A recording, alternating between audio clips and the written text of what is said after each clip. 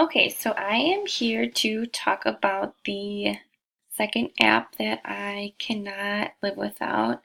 Unfortunately, I couldn't bring my student's iPad home with me because it is her communication device, and this is where the app is on there. I don't have it on my iPad because it is very expensive, and the students that have this app on their iPad have to go through a AT trial, a bunch of meetings, and so I don't have it, and I didn't want to take it for the night from my student because she does use it as her communication device, that's her talker, and I didn't want to take her voice away for a night, so I took some pictures. The app is Proloquo2go. It's a visual talking app for students. It's their voice. They click an icon and it talks for them. This is an app that I cannot live without because it gives one of my students a voice and a sense of belonging. All of the students know about this, they respect her for it, and they love when she uses it, and they encourage her to use it as well. They have conversations back and forth. It's been great. She's had it for about a year. She's deaf and hard of hearing and was nonverbal last year, but now is so social and talking. It's been so great to see. One of the reasons that I can't live without this app is because it's her voice. And being special ed, I want my students to have a voice and feel like they're a valued member of the community.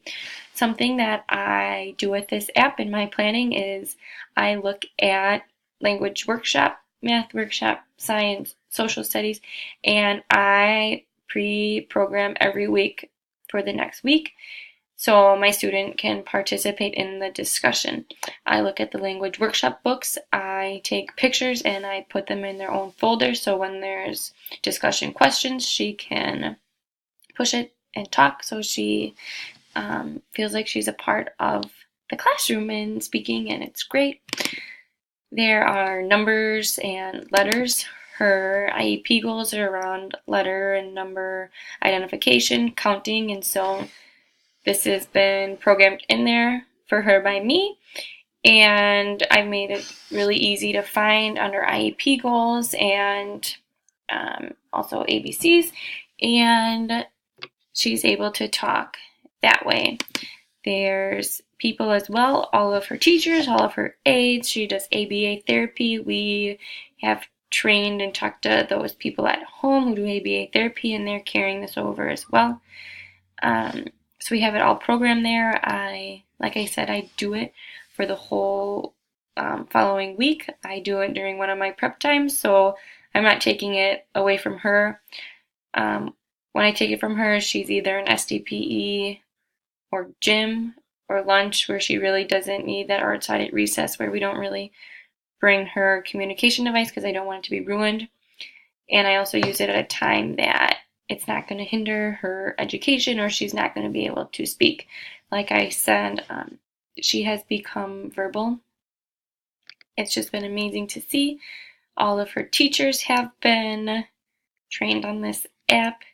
The one thing about it is, though, that she's the only one who pushes the buttons since it's her voice. We don't let kids push the buttons because then that wouldn't be her talking, and then they see it more as like a game. So she's the only one that is able to talk from this. I go in and there's kind of a history, so I see what they're working on at home and in ABA therapy, and we have discussions around it. But Proloquo2go is something that I can't live without because it is my student's voice. It is her identity. It's her. It gives her a sense of belonging, and I do everything that I can to have everything programmed in there so she is able to have discussions, talk with her classmates, and just feel like a part of our learning community and school.